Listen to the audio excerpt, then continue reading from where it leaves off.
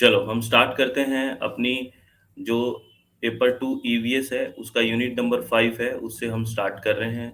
आराम से चित्त को शांत करके सुनना है, ठीक है? और उसका यूनिट है एनर्जी एंड एनवायरनमेंट, ऊर्जा और पर्यावरण के बारे में हम बात कर रहे हैं।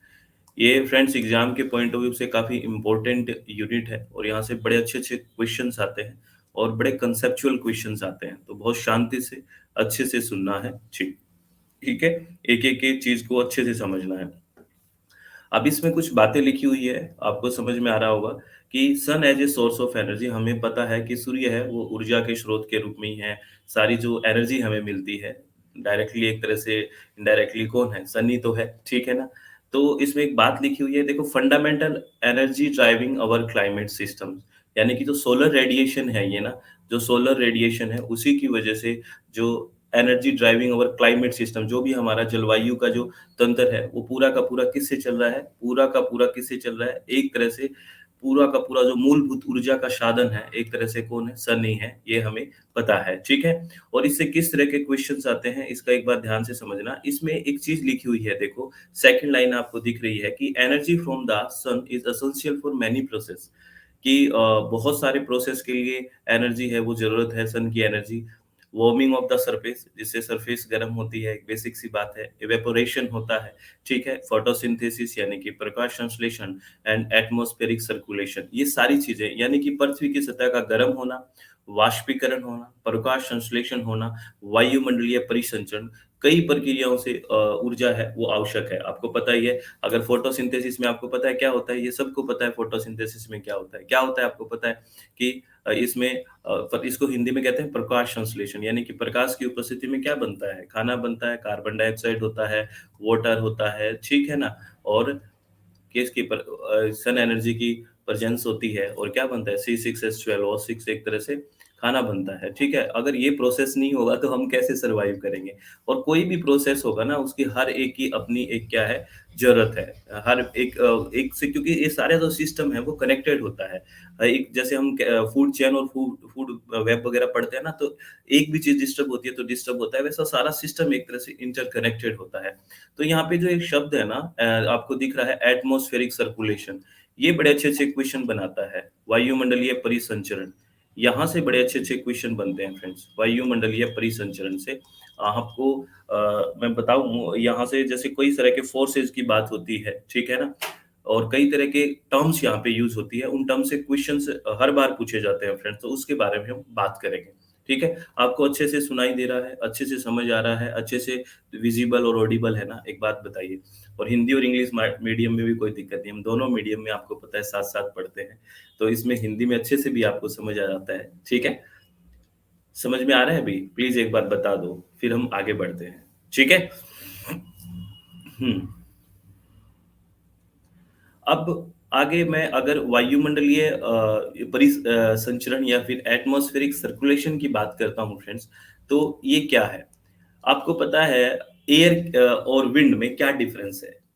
मतलब सर्कुलेशन का मतलब तो आप समझ गए ना कि कैसे सर्कुलेट होता है, कैसे विंड का चलना, ये सब सर्कुलेशन की बात कर रहा है ये। तो यहाँ पे एक-एक टर्म को देखना, डिफाइन करना है। What is the difference between air and wind? तो क्या है?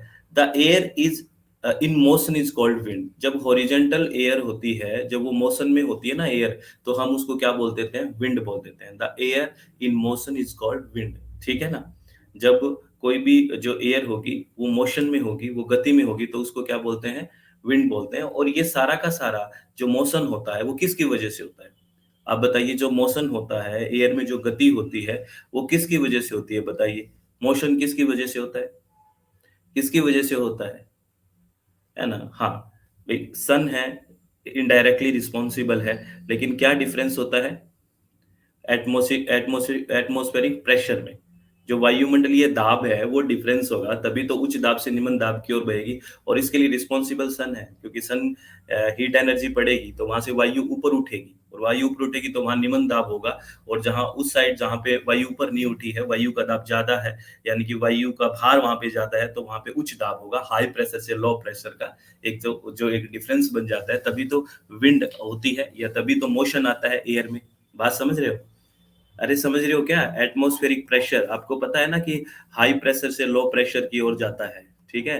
हाई प्रेशर से लो प्रेशर की तरफ जाता है, उच्च दाब से निम्न दाब की ओर जाता है और उच्च दाब और निम्न दाब में कैसे क्या होता है? जैसे क्या होता है फ्रेंड्स, जो सूर्य की किरणें पड़ेगी, ठीक है? तो वहाँ से गर्म होगा तो एयर ऊपर उठ जाएगी, तो वहाँ पे वायु का दाब कम होगा, तो वहाँ पे निम्न दाब का क्षेत्र बन जाएगा और जहाँ पे कोल्ड है या कि वहाँ पे जहाँ पे वायु का भार ज़्यादा है, वहाँ पे उच्च दाब हो जाएगा, तो उच्च दाब से निम्न दाब की ओर होता है। जैसे हमने देखा है ना कि जब सूर्य उत्तरायण होता है, यानी कि जून-जुलाई के महीने में हमने देखा है, तो क्या होता है, यहाँ पे सूर्य एकदम ऊपर होता है अपने ना, तो क्या होगा यहाँ का हवा ऊपर उठेगी, तो यहाँ पे लो प्रेशर बन जाएगा क्योंकि हवा का दाब कम हो गया, ऊपर उठ गई तो।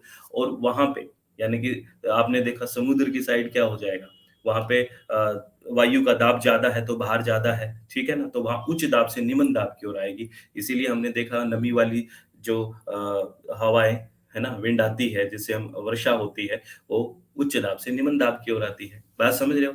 तो यानी कि जो ये मोशन होता है, ठीक है ना? एयर में, ये किसकी वजह से होता है? एटमॉस्फेरिक प्रेशर के डिफरेंस की वजह से होता है। वायुमंडल का जो दाब है, उसमें अंतर के कारण ही वो क्या होता है, गति वो आती है। ठीक है? इसमें आप बात समझे? और ये नोट है, इसको नोट की तरह से सँभाल के रखना, ये तो आपको सबको पता ही है। The wind blow from high pressure to low pressure, हवा उच्च दाब से निम्न दाब की ओर चलती है। यहाँ तक बातें आपको समझ में आ रही है ना? एकदम बढ़िया से सुन रहे हो ना? अरे, बढ़िया से सुन रहे हो ना?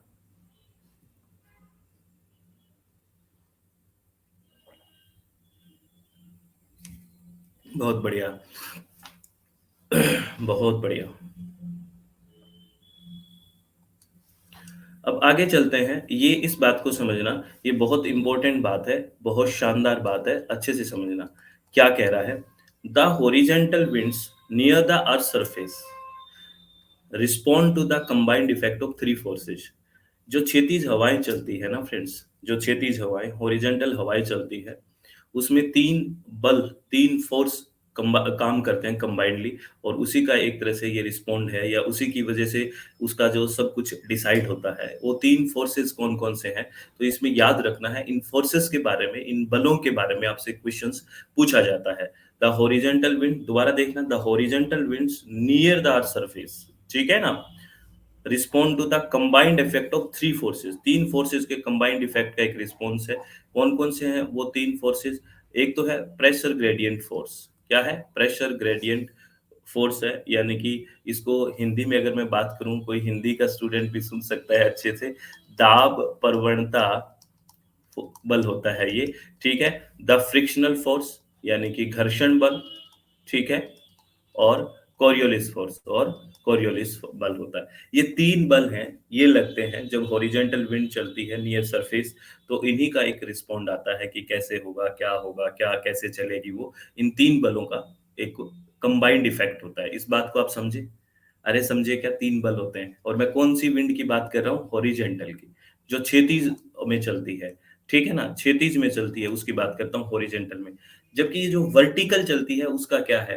क्योंकि आपको पता है, जो वर्टिकल में कौन काम करता है, जो वर्टिकल चलेगी, वर्टिकल हम इतना, क्योंकि वो बैलेंस हो जाती है, किसकी वजह से? जो वर्टिकल एयर होती है या वर्टिकल विंड की बात करते हैं, तो वो क्या होती है? वो किसकी वजह से बैलेंस हो जाती है? वो ग्रेविटेशनल फोर्स, क्योंकि ग्रेविटेशनल फोर्स है, जो गुरुत्वाकर्षण बल है, वो नीचे की ओर काम करेगा। तो जो वर्टिकल की बात कर रहे हैं हम, वर्टिकल की, वो किससे बैलेंस हो जाती है? ग्रेविटेशनल फोर्स की वजह से बैलेंस हो जाती है, गुरुत्वाकर्षण बल की वजह से बैलेंस या संतुलित हो जाती है। जबकि हम यहाँ पे कौन-सी बात कर रहे हैं अब? इसीलिए हॉरिजॉन्टल विंड की बात कर रहे हैं, जो क्षैतिज में चलती है। पे 3 बलों का इफेक्ट होता है। कौन-कौन से हैं वो 3 बल? प्रेशर ग्रेडिएंट फोर्स है, फ्रिक्शनल फोर्स है और कोरियोलिस फोर्स है। ठीक है? ये 3 फोर्स है, दाब प्रवणता बल, घर्षण बल और कोरियोलिस फोर्स। अब इन बलों के बारे में, किस-किस तरह से ये चलते हैं, क्या-क्या ये इफेक्ट डालते हैं, इसके बारे में हम बात करते हैं, और यहाँ से यूजीसी आपसे क्वेश्चंस पूछ लेती है फ्रेंड्स, ठीक है? यहाँ तक आपको कोई समस्या है? यहाँ तक बात समझ में आ गई फ्रेंड्स? समझ में आ गई? ठीक है। अब यहाँ पे भी एक-एक शब्द बहुत शांति से समझना है, बहुत इम्पोर्टेंट शब्द है। पहला, हम बात कर रहे हैं, जो हम 3 बलों की बात कर रहे थे, तो पहली बार हम बल की बात कर रहे हैं, that is pressure gradient force. दाब प्रवणता बल के बारे में हम बात कर रहे हैं सबसे पहले, इसके बारे में हम बात करते हैं। ठीक है? इसको आराम से सुनना है। दाब प्रवणता बल होता क्या है? अगर इसकी डेफिनेशन, इसकी परिभाषा पूछे कि what is the pressure gradient force, तो आपको बताना है the rate of change of pressure, the rate of change of pressure with respect to distance, with respect to distance, दूरी। ठीक है ना? क्या है? The rate of change of pressure, यानी कि जो दाब है उसके परिवर्तन होने की दर किसके साथ, विद रिस्पेक्ट टू डिस्टेंस, दूरी के साथ, इज द प्रेशर ग्रेडियंट। इस बात को ध्यान रखना है। ठीक है ना? अब बात समझे हो क्या? इसकी फीलिंग को समझे हो क्या कहना चाहता है कि प्रेशर ग्रेडियंट फोर्स क्या कहता है? The rate of change of pressure with respect to distance is the pressure gradient. समझो इस बात को, एक डायग्राम के इससे समझो। ठीक है? आपको ऐसे समझ में आ जाएगा। अब यहां मान लेते हैं फ्रेंड्स हाई प्रेशर है, फॉर एग्जांपल के तौर पे हाई प्रेशर है, और यहां पे मान लेते हैं लो प्रेशर है। ठीक है? मान लिया यहाँ पे हाई प्रेशर है, एक साइड लो प्रेशर है। तो आपको पता है हाई प्रेशर से लो प्रेशर की ओर जाएगी विंड, तो यहां से इधर जाएगी। इस बात का तो पता है ना आपको? अरे हाँ ना तो करते रहो, इस बात का पता है ना? ये हाई प्रेशर से लो प्रेशर की तरफ जाएगी। ठीक है भाई, भेज दी। ठीक है? अब एक बात मानते हैं, आपको अच्छा एक बात बताओ, प्रेशर को बेसिकली हम किस यूनिट, क्या होती है, किस यूनिट में मेजर करते हैं प्रेशर को? यूनिट बेसिकली किस में करते हैं बताना?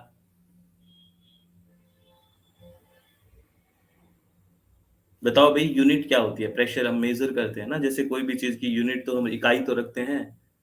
जैसे हाइट की रख दिया फीट हो गया, ठीक है, रखते हो, दूरी की रख दिया किलोमीटर रख दिया। इस तरह से क्या होता है, इसको हम अगर प्रेशर को मान लें, बेसिकली हम यहाँ पे जो एटमॉस्फेरिक प्रेशर की बात करेंगे, मिली बार में करना है, एमबी में करते हैं। किसमें? एमबी, मिली बार में। ठीक है? अब इस बात को थोड़ा सा ध्यान रखना है। मैं एग्जाम्पल के तौर पे यहाँ पे मैंने एक प्रेशर बना दिया। फॉर एग्जाम्पल के तौर पे यहाँ 1024 एमबी है, 1024 एमबी। ठीक है? इतना प्रेशर बोल दिया मैंने कि 1024 मिली बार यहाँ पे प्रेशर है, हाई प्रेशर है। और यहाँ मैंने बना दिया, इससे कम बना देता हूँ। कितना बना दिया? चलो मैंने यहाँ से यहाँ बना दिया 992 मिली बार। ठीक है? तो हाई प्रेशर किधर है? 1024 की साइड ही है, ज्यादा दिख रहा है, इधर से जा रहा है। तो ये क्या हो गया? लो प्रेशर, हाई प्रेशर से लो प्रेशर। तो इनके बीच का डिफरेंस कितना आ गया? 1024 और 992 के बीच कितना डिफरेंस आ गया अभी? 1024 माइनस 992 कितने आ गए? 8 तो वो बच गए, और 24 वो कितने हो गए? 32। अरे 32 हो गई ना? अरे बोल लो, 1024 MB माइनस 992 MB कितना हो गया? MB कितना हो गया? 8 और 24, 32 MB। तो ये जो 32 MB हो गया, ये क्या है? ये क्या चीज आया है? 32 MB क्या चीज है? 32 MB क्या चीज आया है, ये बताओ। डिस्टेंस थोड़ी है अर्चना मिश्रा मैम। डिस्टेंस कैसे होगी? डिस्टेंस कहाँ बताया मैंने? ये डिस्टेंस थोड़ी है, ये डिस्टेंस की वैल्यू है क्या? ये डिस्टेंस की वैल्यू है क्या? ये आया है प्रेशर ग्रेडियंट। Very good. ये क्या आया है? प्रेशर ग्रेडियंट फोर्स जो है बीच का, ये प्रेशर ग्रेडियंट फोर्स है। इतना इनके बीच का अंतर ही तो है, कितना चेंज हो रहा है। क्योंकि अभी डेफिनेशन पढ़ो, क्या था? ये था कि the rate of change of pressure, देखो कितना चेंज हो रहा है, with respect to distance is the pressure gradient. समझ गए? अरे समझे क्या?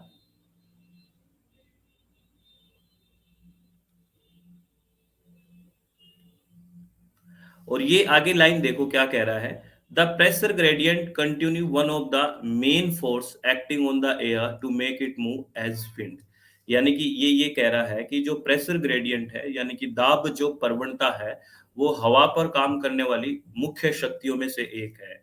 ठीक है ना? जो जिसको वो गतिमान बनाती है, क्योंकि प्रेशर ग्रेडियंट ही एक ऐसी चीज है, और ये मेन चीज है, मुख्य चीज है, जो एक तरह से जिसकी वजह से क्या चलती है? विंड चलती है। अगर वहां पे प्रेशर डिफरेंस ही नहीं होगा तो विंड चलेगी क्या? वहां पे तो एक तरह से इक्विलिब्रियम आ जाएगा, बीच में डिफरेंस होगा तभी तो विंड होएगी ना। अरे बताओ भाई। आप सोना नहीं है, अगर सोओगे ना तो देख लेना सर रात को नींद पूरी नहीं हुई, तो यहाँ सोने थोड़ी आना है, यहाँ तो क्लास में आना है। ठीक है। अच्छा, अब मुझे एक बात बताओ, नीचे एक नोट लिखा हुआ है, बहुत ही शानदार नोट है, ये बहुत शानदार नोट है, बहुत शानदार नोट है, और इस नोट को कौन समझाएगा भाई? ये कह रहा है, और ये हर बार कहीं ना कहीं पूछ लेते हैं, कह रहा है कि the pressure gradient is strong where the isobar are close to each other and is weak where the isobar are apart.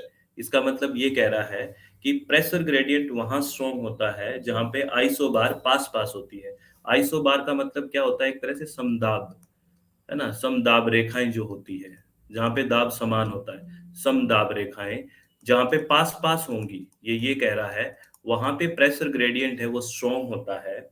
जबकि जहाँ पे आइसोबार दूर दूर होते हैं, जहाँ पे समदाब रेखाएं दूर दूर होती है, वहां पे जो प्रेशर ग्रेडियंट होता है वो वीक होता है। ये स्टेटमेंट बिल्कुल सही है। और ये समझाएगा कौन? ये स्टेटमेंट भी पूछ लेते हैं आपसे, कौन समझाएगा अभी? रेज हैंड करो, कोई समझा सकता है तो। ये प्लस का जो बटन है वहां से आप रेज हैंड कर सकते हैं, कोई है? ये इमोजी प्लस का बना हुआ है, वहां पे रेज हैंड कर सकते हैं।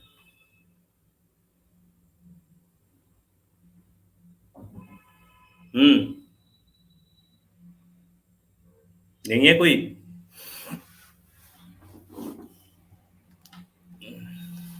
चलो, आना तो बोल दो कि नहीं आ रहा, समझ में आ रहा है, मैं समझा देता हूँ। आइसोबार का मतलब समझ में आ गया? आइसोबार क्या चीज है? अरे हाँ ना तो बोलो रे। आइसोबार क्या होती है? जहां पे समान दाब की रेखाएं होती है, समदाब रेखाएं। ठीक है। मेरी आवाज आ रही है भाई? मेरी आवाज आ रही है क्या? पहले तो ये बताइए। तो कुछ तो बोल दो कि नहीं समझ में आवाज के मामले में तो कर दिया, हाँ जी आ रही है, नहीं आ रही। ठीक है। चलो अब इसको समझो क्या कर रहे हैं। समदाब का मतलब क्या है? जैसे फॉर एग्जाम्पल के तौर पे इसमें मैं समदाब रेखाएं बना देता हूँ, चार चार के डिफरेंस में बनाओ, चार चार एमबी के डिफरेंस में बनाओ, चार चार एमबी के डिफरेंस में बना देते हैं। जैसे ये मैंने बनाई एक समदाब रेखा, यहाँ पे मैं एक कोई दूसरा कलर ले लेता हूँ, ये कलर ले लेते हैं, ये बना दिया चार की, ये चार की एक समदाब डिफरेंस की, यानी कि ये कितना हो गया? 1024 है, तो ये कितने की बन गई? 1020 की बन गई। ठीक है। ये एक और बनाओ, ये 1016 की बन गई। ठीक है। और ये 1012 की बन गई, और ये 1008 की बन गई, और 1004 की बन गई, 1000 की बन गई। ऐसे करते करते फिर ये कितने की बनेगी? 1000 के बाद 996 की, और 992 की। ये बन गई ना? ये बताओ, ये समझ में आया? मैंने चार चार के डिफरेंस में क्या बना दी? चार चार के डिफरेंस में मैंने क्या क्या बना दी? ये समदाब रेखाएं हैं, ये आई एक, क्योंकि यहाँ पे दाब सबका 1020 है, यहाँ पे 1024 है, यहाँ पे 1016 MB है, यहाँ पे 1012 MB है, ठीक है, यहाँ पे 1008 है, तो यहाँ पे सब पे तो समान है ना, तो ये समदाब रेखाएं हो गई। कौन सी रेखाएं हो गई? समदाब रेखाएं हो गई। ये समदाब रेखाएं हो गई। ठीक है। ये समदाब रेखाएं हो गई। समझ में आ गई बात? ठीक है। तो अब ये कह रहा है कि अब देखो, ये समदाब रेखाएं जितनी पास होगी, ये कह रहा है, अब इस क्वेश्चन को यहां से समझना, इस लाइन को। ये कह रहा है देखो, the pressure gradient is strong where the isobar are close. ये कह रहा है कि जहां पे समदाब रेखाएं पास पास होगी, वहां पे जो प्रेशर ग्रेडियंट फोर्स है वो ज्यादा होगा। तो आप एक बात बताइए, इसको मैं अगर थोड़ा और नजदीक करता जाऊं, और नजदीक करता जाऊं, और नजदीक करता जाऊं, तो इसकी वैल्यू पे क्या फर्क पड़ेगा? इसकी वैल्यू पे, अगर मैं और इनको आइसोबार को पास पास करता जाऊं, तो इसकी वैल्यू पे क्या प्रभाव पड़ेगा बताना? थोड़ा सा दिमाग लगाओ। अगर मैं और पास आइसोबार्स को करता जाऊं, थोड़ा और पास, थोड़ा और पास, इसकी वैल्यू, इसकी वैल्यू, इसकी तो मैंने सेम रख दी है, और यहां पे अगर चलना है 1024 की तो सेम है। इसकी वैल्यू अगर और पास कर रहा हूं, तो मैं मान लो डिवाइड ज्यादा कर रहा हूं ना, आप नहीं समझे? आप इसको ध्यान से समझो। अगर मैं इनको और पास कर रहा हूँ मीन्स और डिवाइड कर रहा हूँ, तो इसकी वैल्यू तो कम हो जाएगी ना, और इसकी वैल्यू कम हो जाएगी, तो हाँ, तो इन दोनों का जो डिफरेंस है वो क्या हो जाएगा? प्रेशर ग्रेडियंट फोर्स का डिफरेंस क्या हो जाएगा? बढ़ जाएगा या घट जाएगा? बताइए।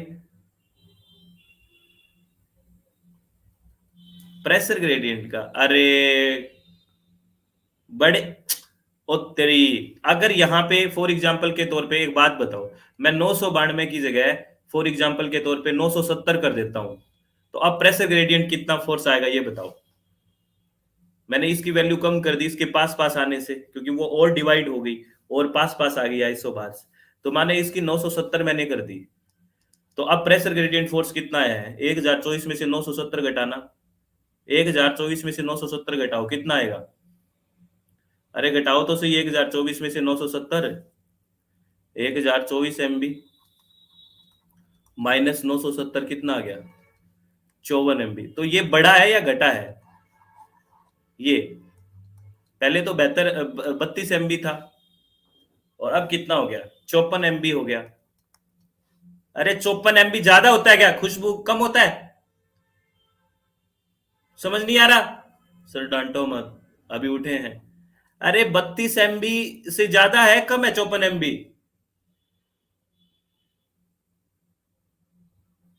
ज्यादा है ना? तो ज्यादा है तो यही तो ये कह रहा है, ये देखो, और ये कह क्या रहा है, ये कह रहा है the pressure gradient is strong where the isobar are close.